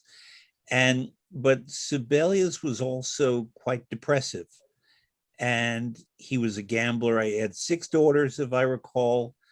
And Ainola was his wife, and Ainola is the name of their house. And you can go to, I'm forgetting the name of the hotel now where he lived in Helsinki and played cards. Well, Camp. The Camp Hotel, that's right. I've stayed in the Camp Hotel. With a K. Oh, I know. And I've stayed in that hotel. I just forgot it. And he would live a lot of his life there gambling. Richard Strauss was a gambler in a way, loved cards and so forth. But we tend to think of him as the musical expression of Finnishness, no more so than in his great piece, Finlandia, which I think, based on the discussion we had today, talking about Finnish nature, but also Finnish character, you could say that you hear what we discussed in that particular piece of music. But he did so much more than that. And I'm not criticizing Finlandia. I stand up, I'm not Finnish, but I stand up every time it's played. Talk about what he means to you, number one, as a Finn, but number two, as a musician. Yeah, I think he means, I'd like to talk about the musician part. Yeah. As long as possible. I mean, please. In the end, I feel that composers really don't have nationalities, or their nationality is the land of music, if I may be as childish or naive to say so. But I really think the language that the composers speak is universal, and it doesn't have that much to do with the nationality. Okay, of course, in opera we have languages and so forth, but still, and especially when it goes to symphonic music, I think we are at the core of what the music speaks. The music of Sibelius speaks so many things. It speaks about brilliance in motivic development, like using micro motives and creating huge textures, canvases out of them, especially towards the end of his career. I think those are some of the most substantial things he wrote, from the 4th to the 7th Symphony, Tapiola, and those works, which are not as known as Finlandia, but absolute masterworks. Or then again, the rawness and the brutality and the heroic modernism he almost presents in Culervo Symphony, which he first banned. He didn't want it to be performed after the first premiere because he was not satisfied to it, and then later on accepted it again, and it's one of his best works.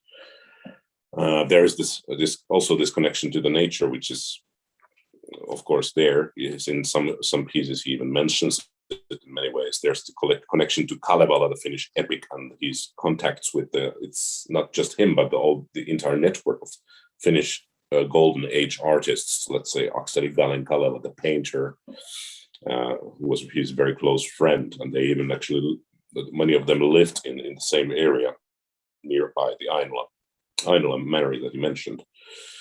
Yeah, he's absolutely he's a cosmopolitan. He was a cosmopolitan artist. He spent his last years traveling around the world, conducting his own works. Even if he had stopped composing it, he was very well networked.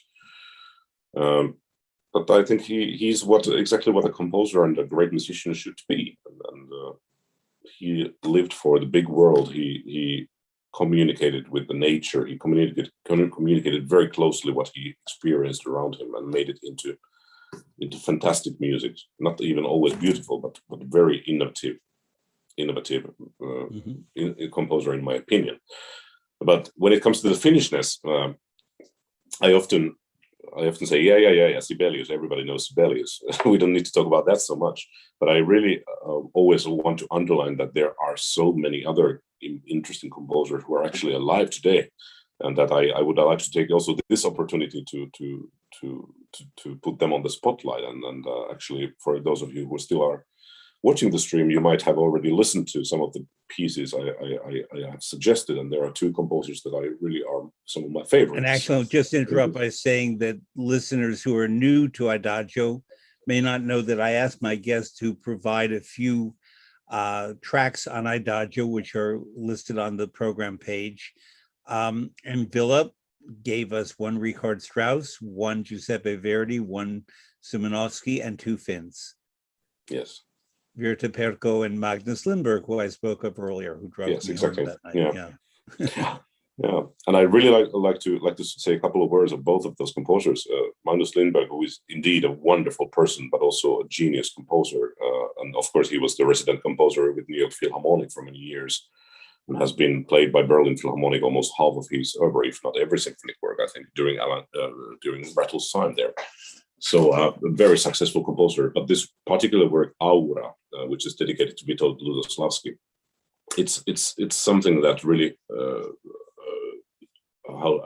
it was a revelatory experience for me to study it. I have even conducted it once, but because this is something where Sibelius came, then Magnus Lindberg's filters it through our times, and without sounding Sibelius at all, he takes the Finnish musical tradition to modern times in a way that no one has been able to do in this country. And also in terms of the music history, it's a very I would say revolutionary work. His absolute key work of all times. A very long symphonic work that is being played without any breaks. But the fourth movement, when it ends, you start sensing the same scent of snow that you can sense in the Sixth Symphony of Sibelius somehow.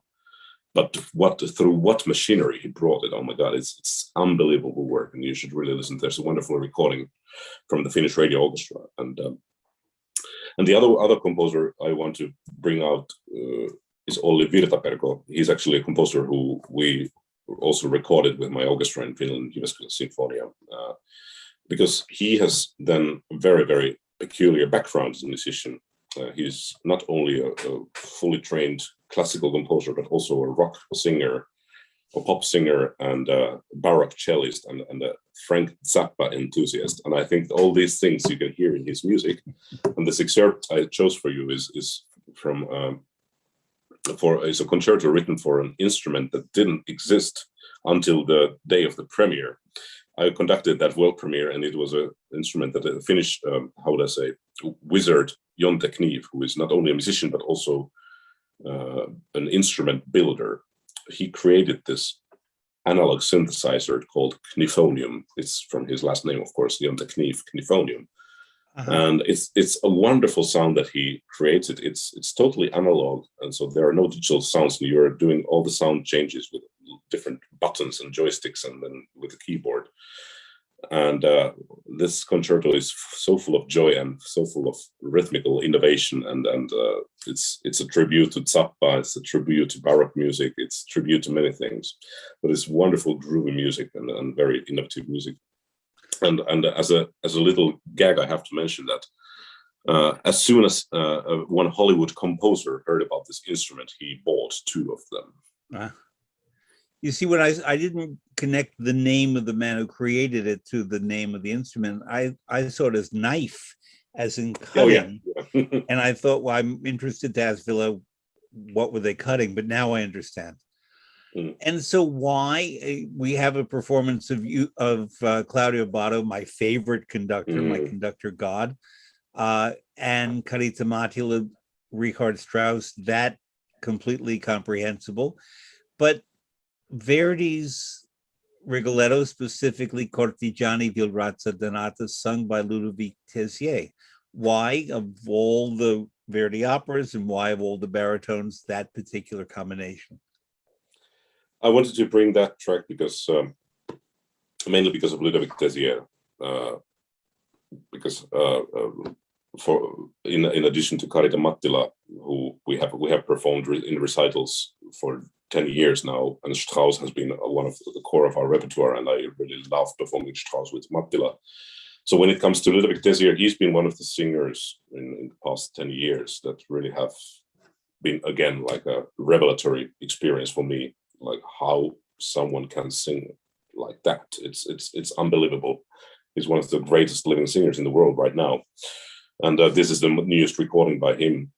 And absolutely magnificent Verdi singer. And I'm really, really thrilled personally, because next summer in 22, we will have the honor and pleasure to have him first time in Finland performing at the Savonlinna Opera Festival, both with a recital and in the role of Scarpia in our Tosca. So he will give 5 performances of Tosca together with Matthew Polenzani and Mina Lisavareva in the title roles and the recital. His voice, I would love to have him join me. I must say, what's that? You should invite him. So absolutely wonderful. I must tell you a story from 2 years ago. I was in Covent Garden watching the Forza del Destino, and you know, the duet, and he was singing with Kaufman, and there was this moment when I thought I started early on in this broadcast that we Finns like to sing other people to the swamp, and there was this kind of a feeling indeed. Oh my God, true. Amazing. I happened to attend that, maybe not the same one you were at. If we were both there at the same time and didn't see each other, I'd be sorry, but I went to a performance in that run. His voice has expanded so much, and that's in no way criticism, but I heard him more in lyrical roles. Now suddenly he's doing quite dramatic, powerful Verdi baritone roles, and beautifully. But it's just so interesting the way certain singers, their voices go in a different direction than what they seem to be heading toward. I think anyone who heard him 10 years ago but didn't hear him 2 years ago would not recognize the same singer. Yeah, absolutely. And isn't it interesting? I mean, and this is exactly what happens, especially with baritones in their 40s, 50s, and then basses maybe a little bit later on. That's really one of the, I can't say how much I admire the singers, not only because of their skill, but also because they have to cope and plan their careers with in the hindsight of that their voices will change eventually and develop. They might grow bigger, or they might change in many ways. And I've interviewed a couple of very wonderful, important mezzo sopranos, some of the best, and they're very open about and planning their careers, but not knowing how to do it because they don't know what the menopause will result in on the other side. Will their voices go down? Will their voices go up? So they reach a point somewhere in their 40s where they don't book engagements too far ahead because they don't quite know. There was one wonderful mezzo, we're good friends, and I said to her that although she sung Brangena, I could, in my ears, picture her singing Isolde. I said, you have 90% of the notes now. And she said, yes, I do. But I have to go through menopause before I know where the other 10% are. Exactly. So she will sing arias from it, but she won't sing the whole role. And what it raises a question, men go through hormonal changes as well. They're not as documented as women, and maybe they should be. But it's interesting to see how male voices progress, and especially tenor voices. Some of them, like Pavarotti, may have lost their very top ping, but became huge and beautiful and so on, and he went to different repertory. Or think about Gregory Kunde, the change from the beginning till today, and he's still there. It's amazing. Gregory is my good friend. Well, Greg is a phenomenon. Greg was on with me last July, a year ago, and you can go to Vimeo or YouTube and find this conversation. He's a phenomenon. I heard him early in his career singing Leggero Rossini in Donizetti roles, and he's the only living artist, maybe only artist period, who's sung both the Rossini and the Verdi Otello in the same year. It's a phenomenon. Unbelievable. It's unbelievable. but that's the interesting thing about the progression of the voice. And maybe I'll have a doctor on sometime to talk about male menopause or hormonal in that regard, because I'm happy to talk about how it affects women, but that's pretty well documented. But I don't think it's as well documented about how men's voices change. Just the volume, Ludovic Tessier being an example. Another example of a completely other way, often my favorite tenor, Alfredo Kraus, maintained all the beauty and the lyricism and the agility at the age of 65 that he had at 40. Mm. And that, I think, was as much technique as biology. Yeah, true. And hormones and so on. So, my friend, it has been 2 hours. Oh my God. Time flies in a good company. And it has been wonderful to catch up. Did I leave anything out that you would have wanted to discuss? Oh my God. I mean, there were lots of things we covered, but we could talk for hours for sure. Okay, well, we will do that another occasion. I want my listeners to know, our listeners, that my wonderful engineer, Johan, took 2 hours today from his vacation to run this show. And I want all of you to thank Johan. We who work in the theater and opera know that without the technical people, we can't do what we do. Absolutely. And I always want to acknowledge how important they are and how important Johan is to me. So Johan, this show is for you. Maybe you'll get to Finland. I know you're going to be enjoying Italy, and I'll make sure that you eat well every day. So Ville, thank you so much. And I will see you very soon, I hope, once this pandemic makes it possible, either in New York, or I'm desperate to get back to Finland. So as you can tell, I'm not complimenting your country because you're Finnish, but I deeply, deeply feel the Finnish spirit. I thank you, and you're very emblematic of that. Thank you very much, Fred, for having me. It's been a pleasure to talk to you, and likewise, I hope we can welcome you as soon as possible to Savonlinna and Finland. Just tell Anna that she better have save some strawberries for me, please. Yeah, there will be plenty.